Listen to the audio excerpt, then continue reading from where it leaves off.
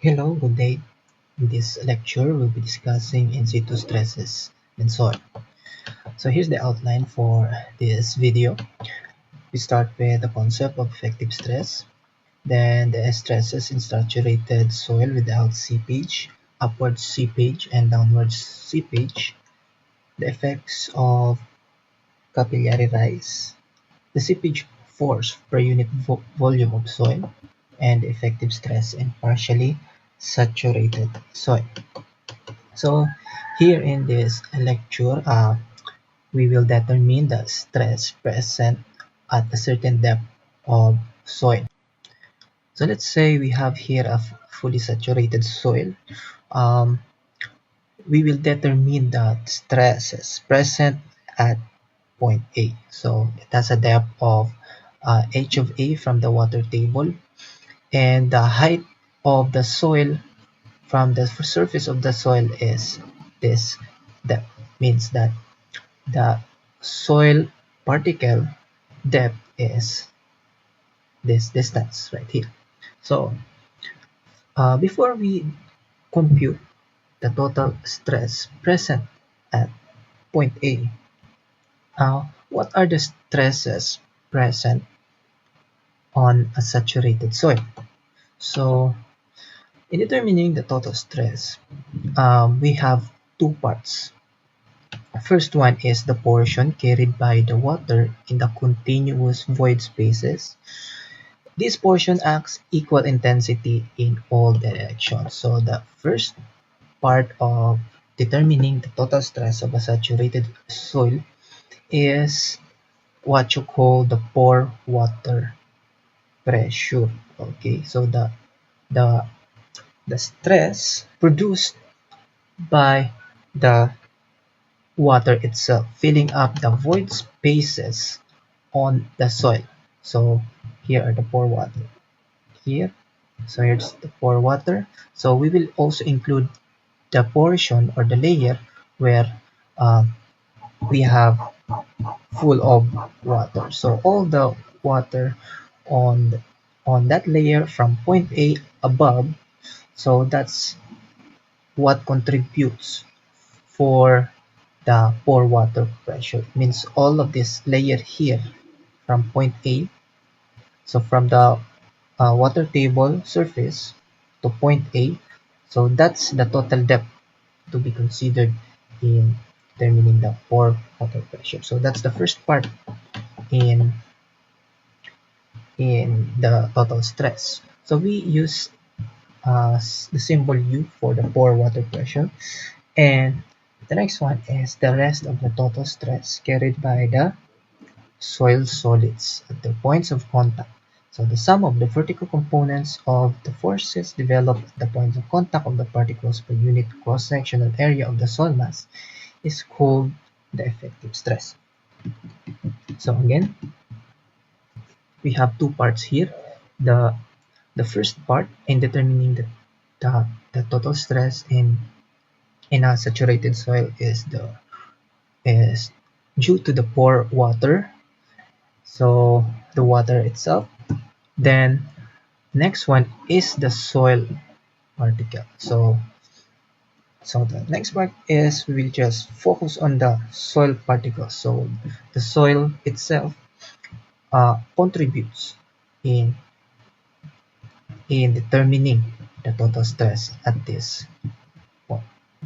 Okay, so we use symbol sigma prime for the effective stress. Okay, so therefore the total stress, the symbol of sigma, is equals to the sum of the effective stress or the stress caused by the soil solids or the soil particle plus the pore water pressure or U.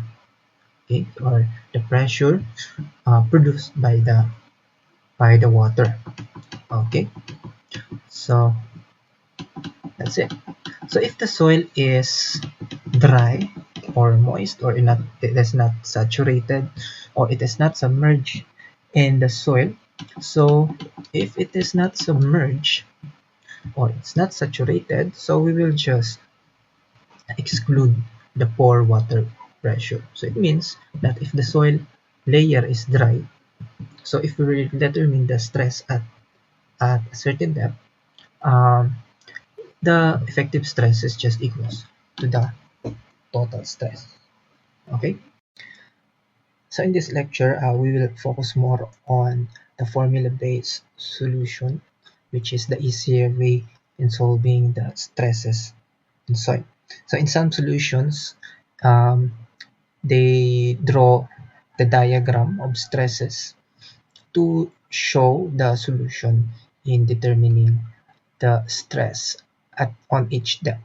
So usually in some board exam problems, they only focus more in determining the stress in soil at a specific depth. So it's much easier if we can go directly on the solution. So for the dry or moist soil layer, um, if the soil layer is dry or moist, so given the dry unit weight or the moist unit weight and the depth of the soil, so if you're going to determine the stresses at A, of course there is no pore water present on the soil, so it is not submerged on a water table, and it's not submerged, so there's no pore water pressure here. So it means that the total stress is equals to the effective stress. So just multiply the unit weight given. If it is a dry soil, multiply the dry unit weight to the depth of the soil layer. Then if it is a moist soil, so the effective stress is just the product of the moist unit weight of soil times.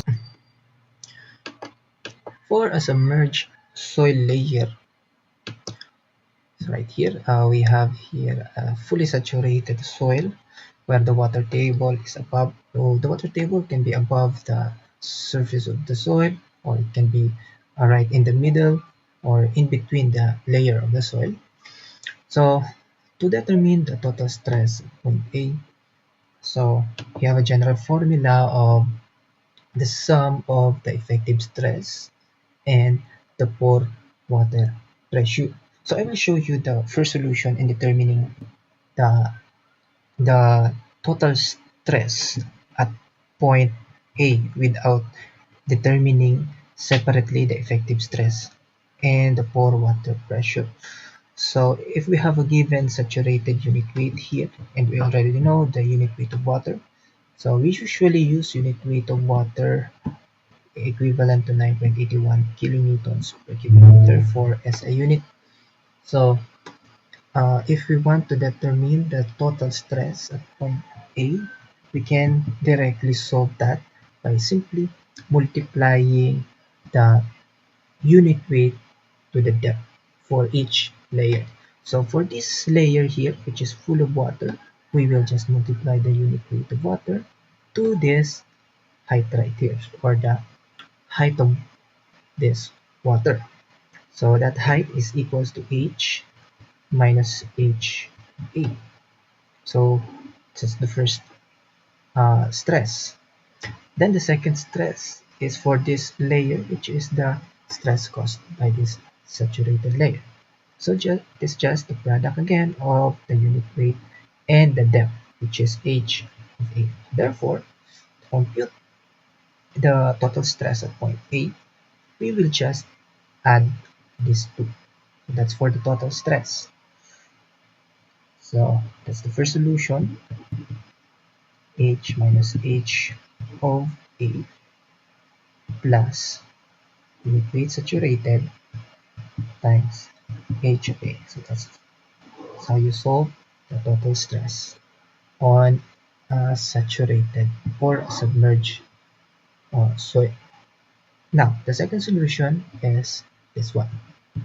Okay, the second solution is much better because we can identify separately the effective stress at point A caused by the soil and the pore water pressure. So depending on the problem, some problems, some body, because some problems requires us in solving the effective stress. So to compute effective stress, so effective stress is the stress caused by the interaction of the soil particles. So we'll just focus on this layer right here. But since we will exclude here the effects of pore water pressure, what we need is the submerged unit weight of the soil. So that's the unit weight that we will use in multiplying the height of the soil. So again, to determine the stress, the effective stress of the soil at point A, multiply the submerged unit weight to the height of the soil. So what is the equivalent submerged unit weight of the saturated soil right here?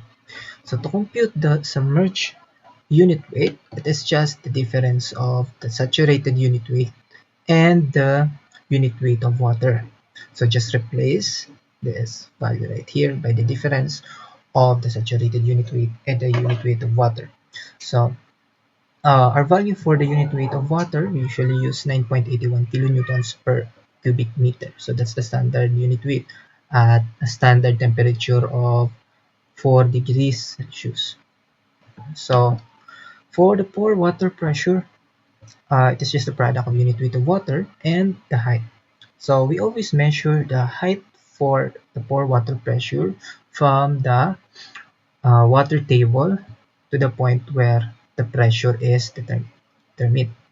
Point A. So from the water table to point A, that's the height that you need in determining the pore water pressure. Okay. So therefore, adding the two, the effective stress and the uh, pore water pressure, we will have this solution right here. Okay. Now, if there are uh, other type of soil underneath this soil layer right here, so what we only need to do is just add. Okay. So let's start solving some problems. So in this example, we have a soil profile shown in this figure.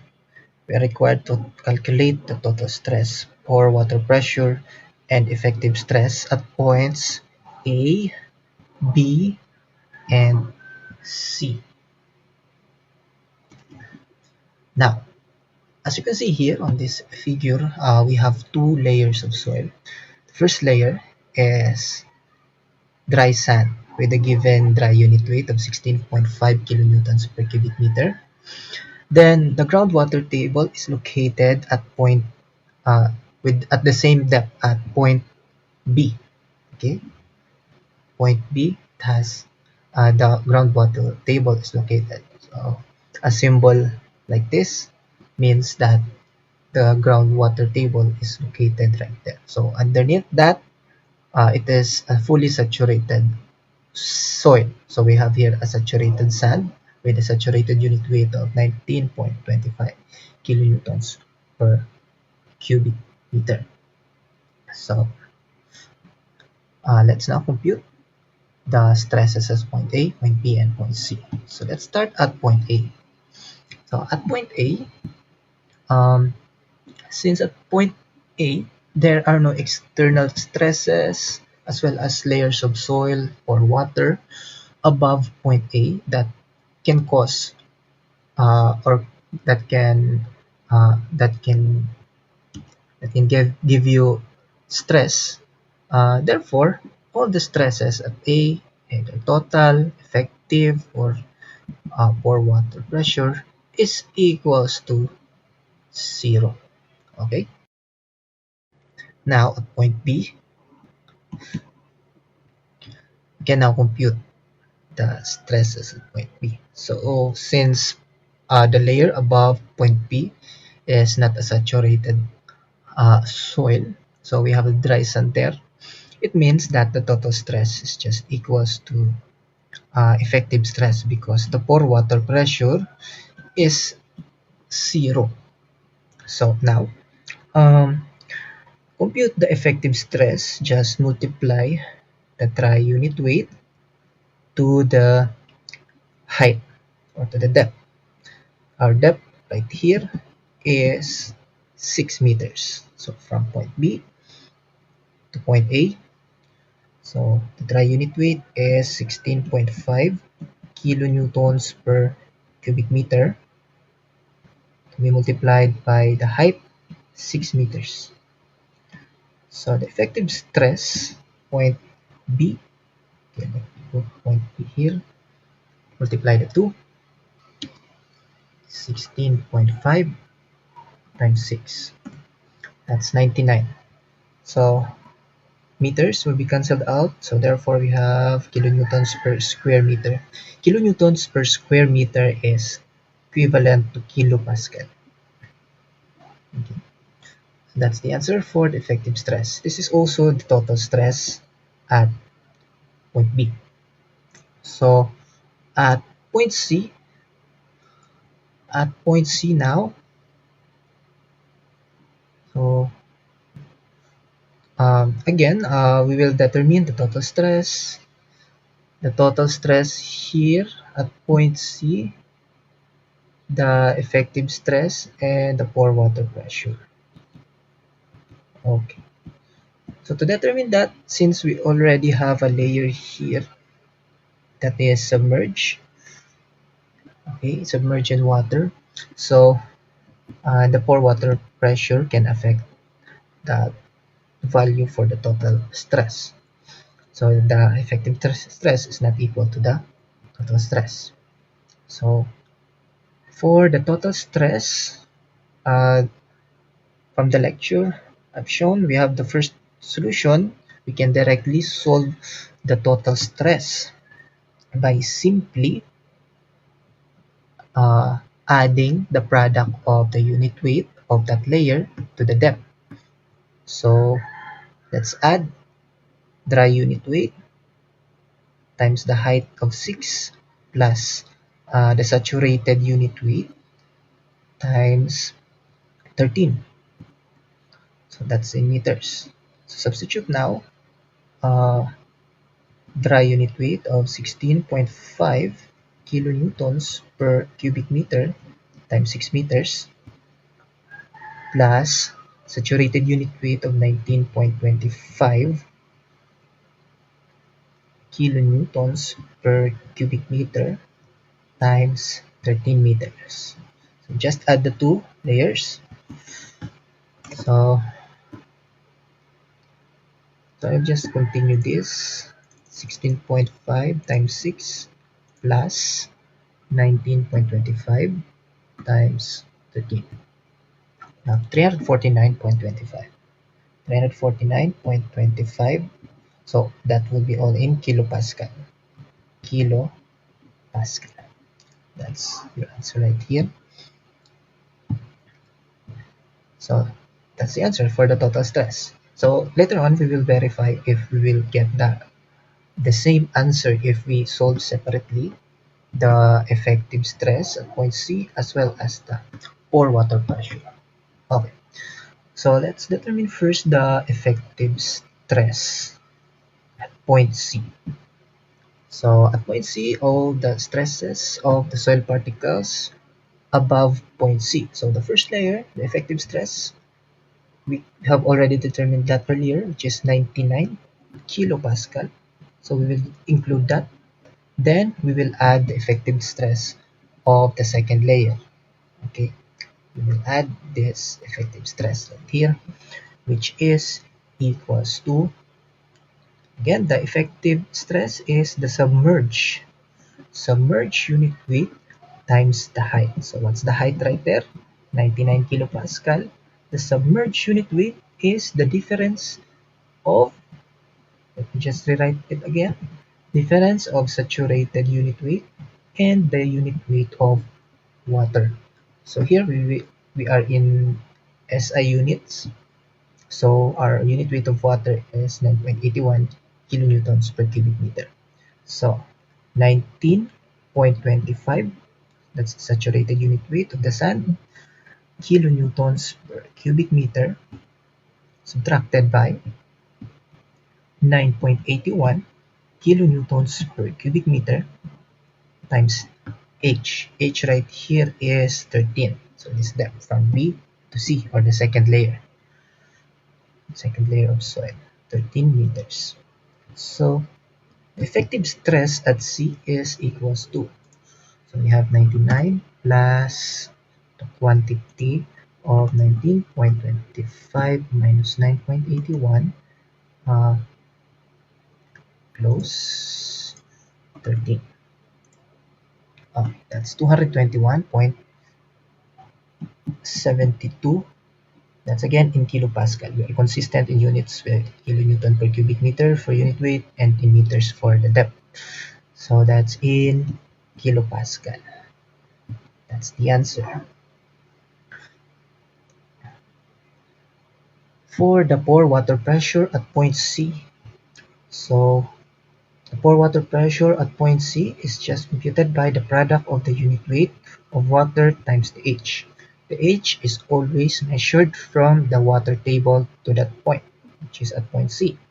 So from the water table to point C, so this distance right here, that's the H.